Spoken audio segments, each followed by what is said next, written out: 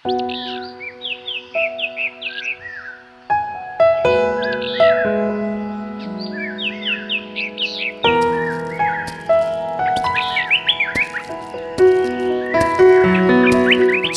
നീ എന്താ കാണിക്കുന്നത്?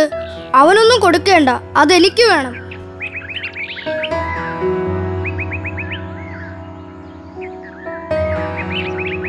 സാം, അത് തീരെ മോശമായി പോയി.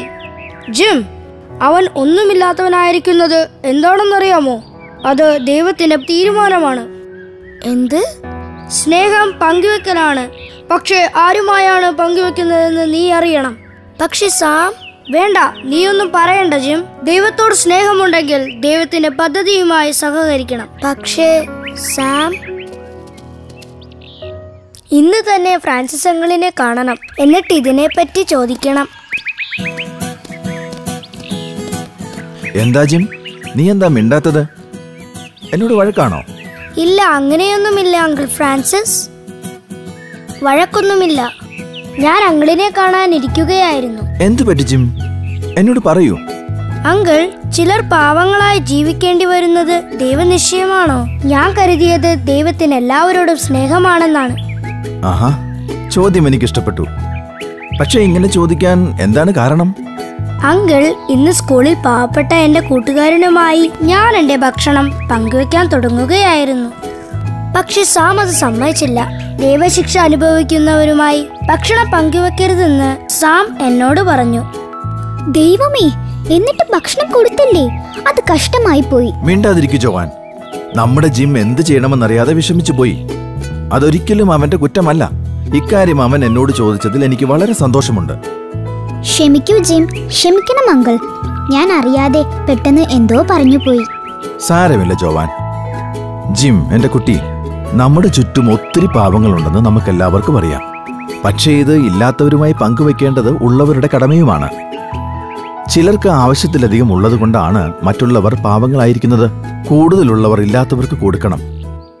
നമ്മൾ ഒന്നറിയണം, ദാരിദ്ര്യം ദൈവത്തിന്റെ പദ്ധതിയല്ല, മനുഷ്യരുടെ സൃഷ്ടിയാണത്.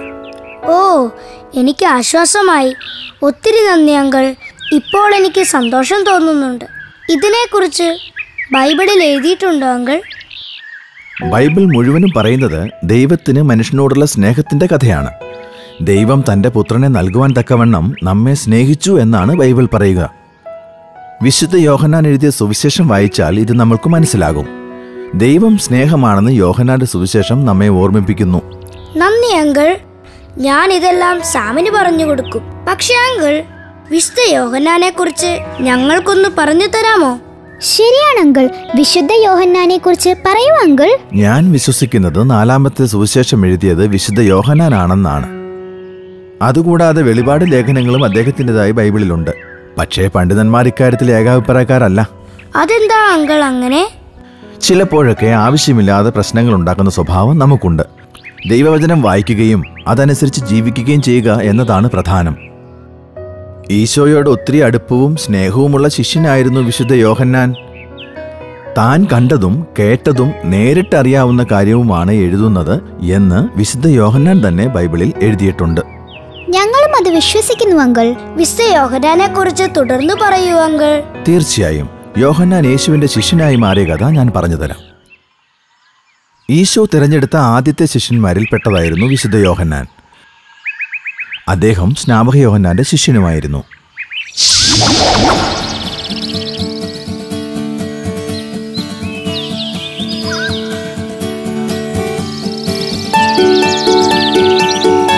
ഒരിക്കൽ യോഹന്നാനും അദ്ദേഹത്തിന്റെ കൂട്ടുകാരൻ യാക്കോബും കൂടി സ്നാപക യോഹന്നാന്റെ അടുത്ത് നിൽക്കുമ്പോൾ യേശു അതിലെ കടന്നുപോയി.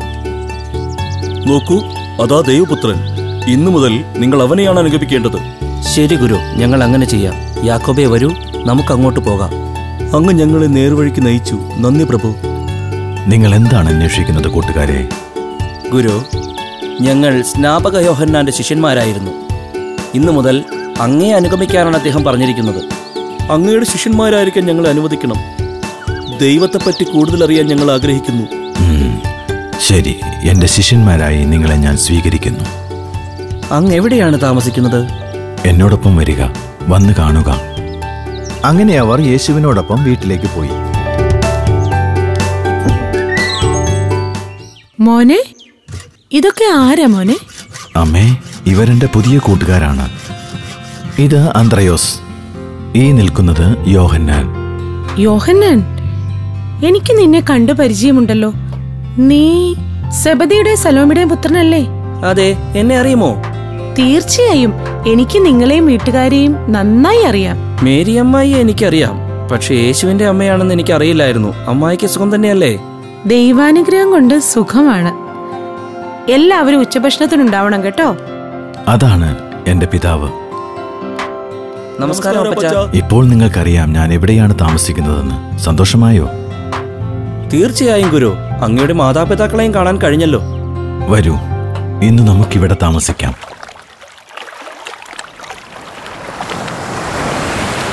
യോഹന്നാനും അവന്റെ സഹോദരൻ യാക്കോബും അവരുടെ പിതാവിനെ പോലെ മുക്കുവരായിരുന്നു. ഒരിക്കൽ യേശു അവരെ കാണാൻ തീരുമാനിച്ചു. യേശു കടൽത്തീരത്ത് ചെന്നപ്പോൾ മീനൊന്നും കിട്ടാതെ വിഷമിച്ചിരിക്കുന്ന യാക്കോബിനെയും യോഹന്നാനെയുമാണ് കണ്ടത്. അതാരാണ്? യോഹന്നാൻ, ഒന്ന് നോക്കൂ. എന്താ യാക്കോബേ? എനിക്ക് തോന്നുന്നത് ആ നിൽക്കുന്ന നിന്റെ കൂട്ടുകാരൻ യേശുവാണെന്നാണ്. യേശുവോ? എവിടെയാണ് അദ്ദേഹം? പത്രോസിന്റെ വള്ളത്തിൽ. അവർ കടൽ തീരത്ത് നിന്ന് അകലുകയാണ്. സഹോദര, പത്രോസും അന്ത്രയോസും എങ്ങോട്ടാണ് പോകുന്നത്? അവർ ആ ജോസഫിന്റെ മകന്റെ വാക്ക് കേട്ട് പോവുകയാണ്. ആഴക്കടലിൽ വലയിറക്കിയാൽ ധാരാളം മത്സ്യം കിട്ടുമെന്ന് അവൻ അവരോട് പറഞ്ഞു. അവരെങ്ങനെ അവനെ വിശ്വസിച്ചെന്ന് എനിക്കറിയില്ല. ഒരാശാരിയുടെ മകന് മീൻപിടുത്തത്തെപ്പറ്റി എന്തറിയാനാണ്? എനിക്ക് തോന്നുന്നത് അവന് നമ്മെക്കാളൊക്കെ അറിവുണ്ടെന്നാണ്. നിങ്ങളും വിശ്വസിക്കുന്നുവോ? എന്നാൽ അവന്റെ പിന്നാലെ പൊയ്ക്കോളൂ. ആഴക്കടലിൽ മീനുണ്ട് പോലും, അതും ഇപ്പോൾ. യോഹന്നാൻ, എന്താ ഇത്? നീ എന്താ ഇങ്ങനെ ഓടുന്നത്? അത് യേശുവാണ്. യേശു പത്രോസിനോട് ആഴക്കടലിൽ വലയിറക്കാൻ പറഞ്ഞുവെന്ന്. നീയും വരൂ. അങ്ങനെയാണോ? എന്നാൽ ശരി, ഞാനും വരാം.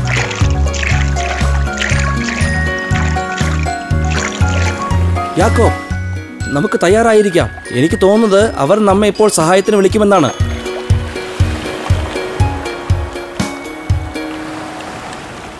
അവർ സാവധാനം വള്ളം കടലിലിറക്കി. അല്പം മുൻപോട്ട് ചെന്നപ്പോൾ തന്നെ പത്രോസ് അവരെ സഹായത്തിന് വിളിക്കുന്നത് അവർ കേട്ടു. മീൻ നിറഞ്ഞ പത്രോസിന്റെ വള്ളം മുങ്ങാറായത് അവർ കണ്ടു. അത് ഒരത്ഭുതമായിരുന്നു. പത്രോസിന്റെ വള്ളവും വലയും അപകടമുണ്ടാകാതെ കരയ്ക്കടിപ്പിക്കുവാൻ യോഹന്നാൻ അവരെ സഹായിച്ചു. സംഭവിച്ചത് കണ്ട് യോഹന്നാൻ അത്ഭുതപ്പെട്ടുപോയി. അവൻ ചെന്ന് യേശുവിന്റെ കാൽക്കൽ വീണു. യേശു പത്രോസിന്റെയും അന്ത്രയോസിന്റെയും കൂടെ തന്നെ അനുഗമിക്കുവാൻ യോഹന്നാനെ ക്ഷണിച്ചപ്പോൾ യോഹന്നാൻ അപ്പോൾ തന്നെ വള്ളവും വലയും ഉപേക്ഷിച്ച് യേശുവിനെ അനുഗമിച്ചു. അപ്പസ്തോലന്മാരിൽ ഏറ്റവും ഇളയവനായിരുന്നു യോഹന്നാൻ. അവൻ യേശുവിന് വളരെ പ്രിയപ്പെട്ടവനുമായിരുന്നു. യോഹന്നാന്റെയും അവന്റെ സഹോദരൻ യാക്കോബിന്റെയും ഉത്സാഹവും പ്രതിബദ്ധതയും കണ്ട് യേശു ഇടിമുഴക്കത്തിന്റെ പുത്രന്മാർ എന്നാണ് അവരെ വിളിച്ചത്. ആദ്യ നാളുകളിൽ യോഹന്നാൻ പലപ്പോഴും സാഹസികനും വേണ്ടിവിചാരമില്ലാത്തവനും അത്യുത്സാഹിയുമായിരുന്നു. ഒരു ദിവസം യോഹന്നാൻ യേശുവിനെ വയലിലേക്ക് കൂട്ടിക്കൊണ്ടുപോയി. ഗുരു, ആ നിൽക്കുന്നയാൾ അങ്ങയുടെ നാമത്തിൽ പിശാചുക്കളെ പുറത്താക്കുന്നത് ഞങ്ങൾ കണ്ടു. പക്ഷെ അങ്ങ് വിഷമിക്കണ്ട, ഇനി അങ്ങനെ ചെയ്യരുതെന്ന് ഞങ്ങൾ പറഞ്ഞിട്ടുണ്ട്.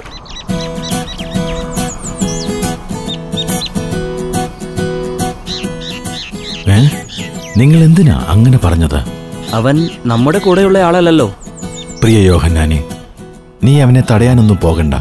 എന്റെ നാമത്തിൽ ആരത്ഭുതങ്ങൾ കാണിച്ചാലും അത് ജനത്തിന് ഉപകാരപ്പെടും എന്ന് നിനക്കറിഞ്ഞുകൂടെ? നമ്മോടെതിരല്ലാത്തവൻ നമ്മുടെ കൂടെയാണ്. ശരിയാണ് ഗുരു, എന്നോട് ക്ഷമിക്കൂ. മറ്റൊരിക്കൽ ഈശോ ഒരു സമരായ ഗ്രാമത്തിലേക്ക് ഒരു സന്ദേശം കൊടുത്തുവിട്ടു. യേശുവിന്റെ സന്ദർശനം പ്രമാണിച്ച് ചില കാര്യങ്ങൾ ഒരുക്കുവാനായിരുന്നു ആ സന്ദേശം. എന്നാൽ അവരത് സ്വീകരിച്ചില്ല. അത് കേട്ടപ്പോൾ യോഹന്നാന് കോപം വന്നു. സ്വർഗത്തിൽ നിന്ന് അഗ്നി ഇറങ്ങി ആ ഗ്രാമങ്ങൾ നശിച്ചു പോകാൻ ഞങ്ങൾ ആജ്ഞാപിക്കട്ടെ ഗുരു. അങ്ങനെ തന്നെയാണ് എനിക്കും തോന്നുന്നത്. നമ്മൾ അയച്ചവരെ അവർ തിരിച്ചയച്ചില്ലേ? ഒരു കാര്യം നിങ്ങൾ എപ്പോഴും ഓർക്കണം. ഞാൻ എന്നും നിങ്ങളോട് സ്നേഹിക്കുവാനും ക്ഷമിക്കുവാനുമാണ് ആവശ്യപ്പെട്ടിരിക്കുന്നത്. അതൊരിക്കലും നിങ്ങൾ മറക്കരുത്. പാപം ചെയ്യുകയുമരുത്. ഈശോയോടുള്ള സ്നേഹത്തിൽ യോഹന്നാൻ വളർന്നപ്പോൾ അവൻ ഒരു പുതിയ മനുഷ്യനായി മാറി. വലിയവനാകാൻ ആഗ്രഹിക്കുന്നവൻ ആദ്യം എളിയവനാകണമെന്ന് അവന് മനസ്സിലായി. അന്ത്യത്താഴ സമയത്ത് യേശു തങ്ങളുടെ കാലുകൾ കഴുകിയത് യോഹന്നാന്റെ മനസ്സിനെ ആഴത്തിൽ സ്പർശിച്ചു. യോഹന്നാന്റെ സുവിശേഷത്തിൽ മാത്രമാണ് ആ സംഭവം വിവരിക്കുന്നത്.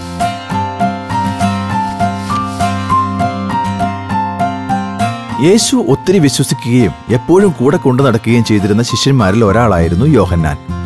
യാക്കോബിനെയും പത്രോസിനെയും പോലെ യോഹന്നാനും ജെറോബിന്റെ പുത്രിയെ ഉയർപ്പിച്ചപ്പോഴും ഈശോ രൂപാന്തരപ്പെട്ടപ്പോഴും ഗെത്സമേൻ തോട്ടത്തിൽ തീക്ഷ്ണമായ വേദന അനുഭവിച്ചപ്പോഴും അവനോടൊപ്പം ഉണ്ടായിരുന്നു.